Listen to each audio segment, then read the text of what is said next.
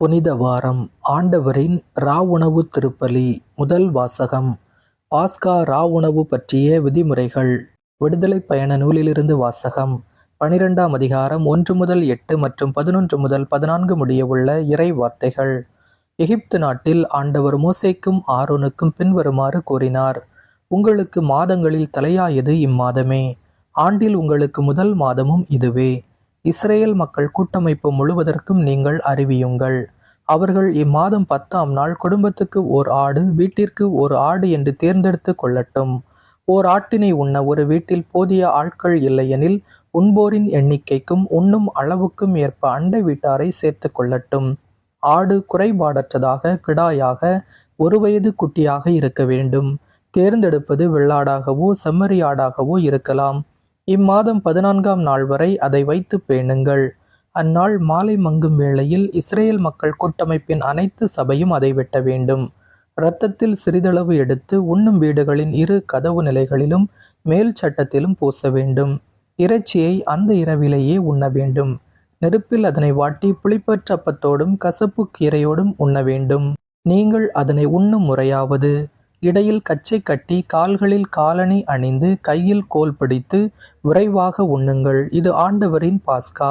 ஏனெனில் நான் இன்றிரவிலேயே எகிப்து நாடெங்கும் கடந்து சென்று எகிப்து நாட்டில் மனிதர் தொடங்கி விலங்கு வரை அனைத்து ஆண்பால் தலைப்பிறப்பையும் சாகடிப்பேன். எகிப்தின் தெய்வங்கள் அனைத்தின் மேலும் நான் தீர்ப்பிடுவேன். நானே ஆண்டவர். இரத்தம் நீங்கள் இருக்கும் வீடுகளில் உங்களுக்கு அடையாளமாக இருக்கும். நான் இரத்தத்தை கண்டு உங்களை கடந்து செல்வேன். எகிப்து நாட்டில் நான் அவர்களை சாகடிக்கும் போது கொல்லும் கொள்ளை நோய் எதுவும் உங்கள் மேல் வராது. இந்நாள் உங்களுக்கு ஒரு நினைவு நாளாக விளங்கும். இதனை ஆண்டவரின் விழாவாக நீங்கள் தலைமுறை தோறும் கொண்டாடுங்கள். இந்த விழா உங்களுக்கு நிலையான நியமமாக இருப்பதாக. ஆண்டவரின் அருள்வாக்கு. இறைவனுக்கு நன்றி. பதிலுரை பாடல் பல்லவி. கடவுளை போற்றி கிண்ணத்தில் பருகுதல் கிறிஸ்துவின் இரத்தத்தில் பங்கு கொள்வதே. கடவுளை போற்றி கிண்ணத்தில் பருகுதல் கிறிஸ்துவின் இரத்தத்தில் பங்கு கொள்வதே. ஆண்டவர் எனக்கு செய்த எல்லா நன்மைகளுக்காகவும் நான் அவருக்கு என்ன கைமாறு செய்வேன். மீட்பின் கிண்ணத்தை கையில் எடுத்து ஆண்டவரது பெயரை தொழுவேன். பல்லவி. கடவுளை போற்றி கிண்ணத்தில் பருகுதல் கிறிஸ்துவின் இரத்தத்தில் பங்கு கொள்வதே. ஆண்டவர் தம் அன்பர்களின் சாவு அவரது பார்வையில் மிக மதிப்புக்குரியது. ஆண்டவரே, நான் உண்மையாகவே உம் ஊழியன். நான் உம் பணியாள், உம் அடியாளின் மகன். என் கட்டுகளை நீர் அவிழ்த்து விட்டீர். பல்லவி. கடவுளை போற்றி கிண்ணத்தில் பருகுதல் கிறிஸ்துவின் இரத்தத்தில் பங்கு கொள்வதே. நான் உமக்கு நன்றி பலி செலுத்துவேன். ஆண்டவராகி உம் பெயரை தொழுவேன்.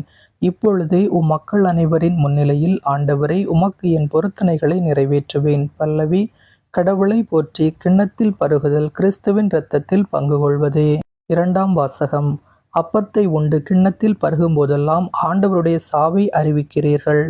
திருத்தூதர் பவுல் கொரிந்தியருக்கு எழுதிய முதல் திருமுகத்திலிருந்து வாசகம். 11ஆம் அதிகாரம் 23 முதல் 26 முடியவுள்ள இறை வார்த்தைகள். சகோதரர் சகோதரிகளே, ஆண்டவரிடமிருந்து நான் எதை பெற்றுக் கொண்டேனோ அதையே உங்களிடம் ஒப்படைக்கிறேன். அதாவது, ஆண்டவராகிய இயேசு காட்டிக் கொடுக்கப்பட்ட அந்த இரவில் அப்பத்தை எடுத்து கடவுளுக்கு நன்றி செலுத்தி அதை பிட்டு, இது உங்களுக்கான என் உடல், இதை என் நினைவாகச் செய்யுங்கள் என்றார். அப்படியே உணவருந்திய பின் கிண்ணத்தையும் எடுத்து, இந்த கிண்ணம் என் இரத்தத்தால் நிலைப்படுத்தப்படும் புதிய உடன்படிக்கை. நீங்கள் இதிலிருந்து பருகும் போதெல்லாம் என் நினைவாக இவ்வாறு செய்யுங்கள் என்றார். ஆதலால் நீங்கள் இந்த அப்பத்தை உண்டு கிண்ணத்திலிருந்து பருகும் போதெல்லாம் ஆண்டவருடைய சாவை அவர் வரும் வரை அறிவிக்கிறீர்கள். ஆண்டவரின் அருள்வாக்கு. இறைவனுக்கு நன்றி. ஒருவர் மற்றவரிடம் அன்பு செலுத்துங்கள் என்னும் புதிய கட்டளையை நான் உங்களுக்கு கொடுக்கிறேன். நான் உங்களிடம் அன்பு செலுத்தியது போல நீங்களும் ஒருவர் மற்றவரிடம் அன்பு செலுத்துங்கள் என்கிறார் ஆண்டவர். நற்செய்தி வாசகம். இயேசு தமக்குரியோர் மேல் இறுதி வரையும் அன்பு செலுத்தினார். யோவான் எழுதிய தூய நற்செய்தியிலிருந்து வாசகம். 13ஆம் அதிகாரம் 1 முதல் 15 முடியவுள்ள இறை வார்த்தைகள். பாஸ்கா விழா தொடங்க இருந்தது. தாம் இவ்வுலகத்தை விட்டு தந்தையிடம் செல்வதற்கான நேரம் வந்துவிட்டது என்பதை இயேசு அறிந்திருந்தார். உலகில் வாழ்ந்த தமக்குரியோர் மேல் அன்பு கொண்டிருந்த அவர் அவர்கள் மேல் இறுதி வரையும் அன்பு செலுத்தினார். இயேசுவை காட்டிக் கொடுக்கும் எண்ணத்தை அலகை சீமோனின் மகனாகிய யூதாஸ் இஸ்காரியோத்தின் உள்ளத்தில் எழச் செய்திருந்தது.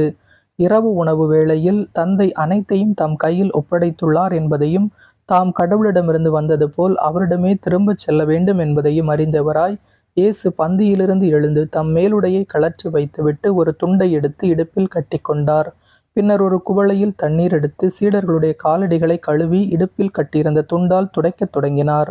சீமோன் பேதுருவிடம் இயேசு வந்தபோது அவர், ஆண்டவரே, நீரா என் காலடிகளை கழுவப் போகிறீர் என்று கேட்டார். இயேசு மறுமொழியாக, நான் செய்வது இன்னதென்று இப்போது உனக்கு புரியாது, பின்னரே புரிந்து கொள்வாய் என்றார். பேதுரு அவரிடம், நீர் என் காலடிகளை கழுவ விடமாட்டேன் என்றார். இயேசு அவரை பார்த்து, நான் உன் காலடிகளை கழுவாவிட்டால் என்னோடு உனக்கு பங்கில்லை என்றார். அப்போது சீமோன் பேதுரு, அப்படியானால் ஆண்டவரே, என் காலடிகளை மட்டுமல்ல, என் கைகளையும் தலையையும் கூட கழுவும் என்றார். இயேசு அவரிடம், குளித்து விட்டவர் தம் காலடிகளை மட்டும் கழுவினால் போதும், அவர் தூய்மையாகி விடுவார். நீங்களும் தூய்மையாய் இருக்கிறீர்கள், ஆனாலும் அனைவரும் தூய்மையாய் இல்லை என்றார். தம்மை காட்டிக் கொடுப்பவன் எவன் என்று அவருக்கு ஏற்கனவே தெரிந்திருந்தது. எனவேதான் உங்களுள் அனைவரும் தூய்மையாய் இல்லை என்றார். அவர்களுடைய காலடிகளை கழுவிய பின் இயேசு தம் மேலுடையை அணிந்து கொண்டு மீண்டும் பந்தியில் அமர்ந்து அவர்களிடம் கூறியது, நான் உங்களுக்குச் செய்தது என்னவென்று உங்களுக்கு புரிந்ததா? நீங்கள் என்னை போதகர் என்றும் ஆண்டவர் என்றும் அழைக்கிறீர்கள். நீங்கள் அவ்வாறு கூப்பிடுவது முறையே. நான் போதகர்தான், ஆண்டவர்தான். ஆகவே ஆண்டவரும் போதகருமான நான் உங்கள் காலடிகளை கழுவினேன் என்றால் நீங்களும் ஒருவர் மற்றவருடைய காலடிகளை கழுவ கடமைப்பட்டிருக்கிறீர்கள். நான் செய்தது போல நீங்களும் செய்யுமாறு நான் உங்களுக்கு முன்மாதிரி காட்டினேன் என்றார். ஆண்டவரின் அருள்வாக்கு. கிறிஸ்துவே உமக்கு புகழ். இன்றைய சிந்தனை: ஆண்டவரின் உணவு மகத்துவமும் மாண்பும் புனிதமும் துயரமும் அழுகையும் என பலவிதமான உணர்வுகளை உள்ளடக்கியது.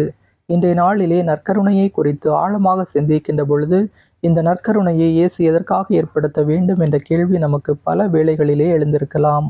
நற்கருணை எதை குறிக்கிறது? 33 ஆண்டுகள் உலகத்திலே தாம் நேசித்த மனிதர்களோடு யாருக்காக தன்னுடைய உயிரையும் கொடுக்க முன்வந்தாரோ அந்த மக்களோடு வாழ்க்கையை தொடர நினைக்கிறார்.